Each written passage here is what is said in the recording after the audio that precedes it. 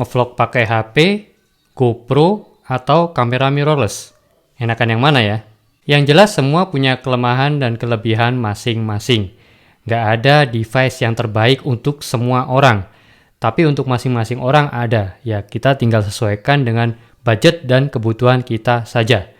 Dan di video ini saya akan share pengalaman saya selama menjadi kreator, mulai menggunakan HP, GoPro, hingga sekarang menggunakan kamera mirrorless ini. Semoga bisa menjadi referensi buat kalian yang sedang bingung ingin membuat konten menggunakan HP, GoPro, atau kamera mirrorless. Saya akan bahas satu persatu, tapi saya akan fokus ke kekuatan masing-masing.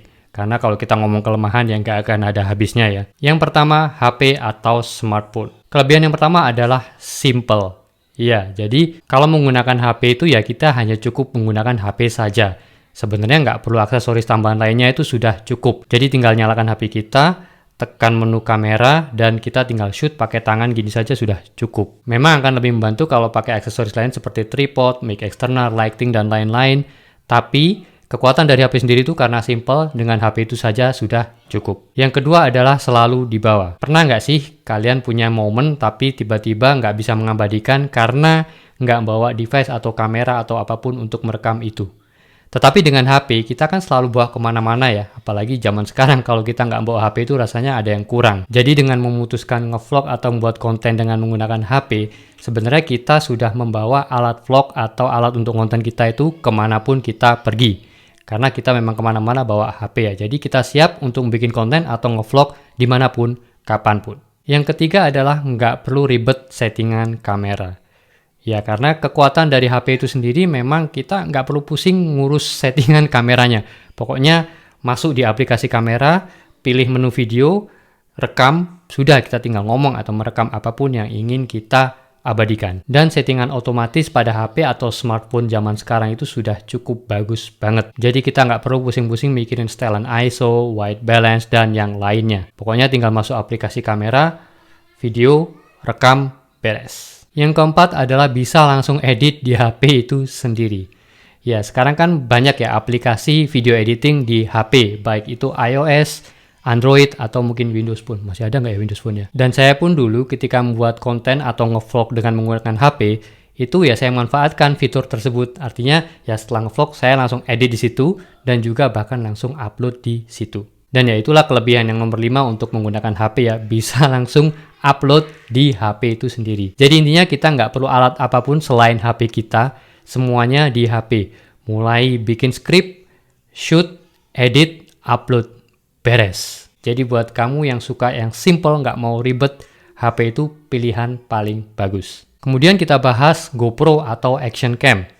Sebagai catatan, GoPro yang saya pakai dulu adalah seri 7 Black. Jadi kelebihan yang pertama adalah kecil dari segi ukuran ya, terutama dibandingkan dengan HP dan kamera mirrorless. Karena cuma segini aja kan ya. Jadi dikantongin juga nggak kerasa dan ringan juga ya. Jadi sebenarnya kita bawa GoPro atau enggak itu nggak terlalu kerasa, nggak ada bedanya dengan nggak bawa GoPro. Yang kedua, karena GoPro atau Action Cam ini punya bermacam-macam mounting, itu kita bisa pasang dimanapun kita suka. Misalkan di dada, di helm, dan dimanapun sesuai mounting yang kita gunakan. Itu bisa memudahkan kita atau memperkaya vlog kita dengan berbagai angle yang tidak memungkinkan diambil dengan menggunakan HP maupun kamera mirrorless. Yang ketiga adalah wide angle. Ya, memang HP yang zaman sekarang ini yang terbaru itu sudah ada wide lens-nya ya, jadi ada kamera ultra wide-nya. Tapi untuk beberapa orang, termasuk saya, HP-nya belum ada wide angle-nya. HP saya itu iPhone 7 ya, cuman ada lensa yang normal saja, yang standar saja. Yang ultra wide belum ada. Jadi GoPro ini merupakan nilai plus kalau HP kalian belum ada lensa ultra wide-nya. Kelebihan dari ultra wide adalah ya kita lebih luas menangkap gambarnya ya. Jadi seakan-akan audiens atau penonton kita itu berada di tempat di mana kita ngevlog saat itu. Kelebihan dari GoPro yang keempat adalah waterproof atau bisa digunakan underwater. Jadi saya dulu waktu menggunakan GoPro juga sering saya gunakan ketika berenang, pokoknya di dalam air itu yang jelas nggak bisa kita lakukan dengan menggunakan HP atau kamera mirrorless ya. Ini juga akan memperkaya vlog kita atau konten kita dengan gambar-gambar atau angle-angle yang berbeda dari yang bisa kita ambil dengan menggunakan HP maupun kamera mirrorless. Yang kelima yang juga sangat penting adalah nggak akan ngefek ke baterai HP kita. Jadi karena kita ngevlognya tidak menggunakan HP, jadi kita bisa ngevlog sampai puas dengan menggunakan GoPro kita tanpa harus khawatir baterai HP kita habis. Yang ketiga, kita beralih ke kamera mirrorless. Kelebihan yang pertama tentu saja kualitas gambar yang paling bagus dibandingkan dengan HP maupun GoPro. Karena memang ukuran sensor dari kamera mirrorless itu yang terbesar dibandingkan dengan HP maupun GoPro. Dan itu juga masih nyambung dengan kelebihan yang kedua, yaitu kemampuan low light yang bagus, terutama dibandingkan dengan HP dan GoPro ya. Karena sensor besar ini tidak hanya kualitas gambarnya bagus, tapi kemampuan di low light itu juga bagus. Sehingga meskipun di kondisi yang minim cahaya, kita bisa mengambil gambar dengan sedikit atau minim sekali noise. Biasanya kan kalau kita pakai HP atau GoPro itu kalau agak malam dikit atau agak gelap dikit ada bintik-bintiknya itu ya. Nah itu kalau kamera mirrorless itu bisa diminimalisir. Kemudian kelebihan yang ketiga adalah karena kamera mirrorless itu bisa ganti-ganti lensa. Jadi mau lensa yang tele, ultra wide atau yang wide biasa itu bisa, asalkan ada duitnya. Jadi kalau yang saya katakan tadi di HP itu tergantung pada lensa yang ada di HP tersebut, dan di GoPro itu cuma ada ultra wide, dan di kamera mirrorless itu kita bebas mau pasang lensa apapun di kamera mirrorless kita. Jadi bisa sesuaikan kebutuhan dan sekali lagi budget. Kelebihan yang keempat adalah settingan kamera yang lebih lengkap.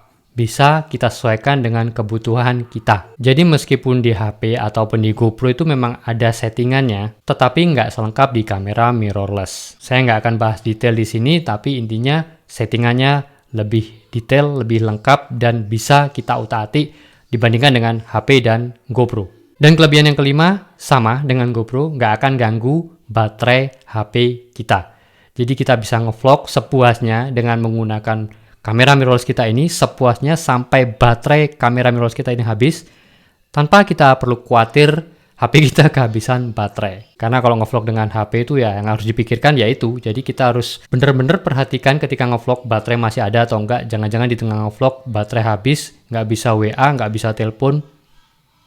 Nah, sebagai kesimpulan, ini opini saya pribadi ya, untuk pemula itu lebih baik menggunakan HP dulu. Karena minim budget, kita semua sudah punya HP ya, dan bisa langsung mulai. Karena memang yang lebih penting dibandingkan dengan alat itu adalah ide. Punya alat yang bagus, yang lengkap, kalau nggak ada idenya, percuma. Kita nggak bisa ngevlog atau nggak bisa bikin konten apapun. Jadi untuk pemula, saya rekomendasikan pakai HP dulu. Kemudian untuk yang suka berpetualang dan butuh kamera yang tahan banting, saya rekomendasikan GoPro atau action cam yang lainnya. Karena kalau HP kita pakai petualang, waduh kalau jatuh itu rusak pasti.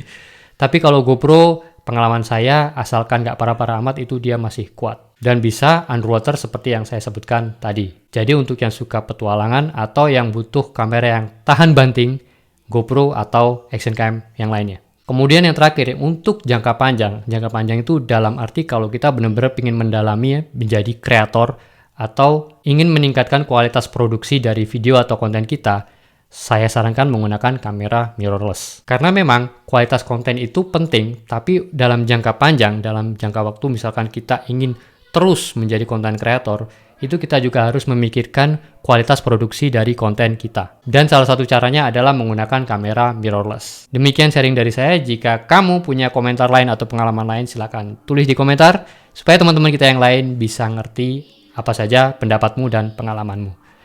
Thanks for watching. Sampai jumpa di video selanjutnya. Bye!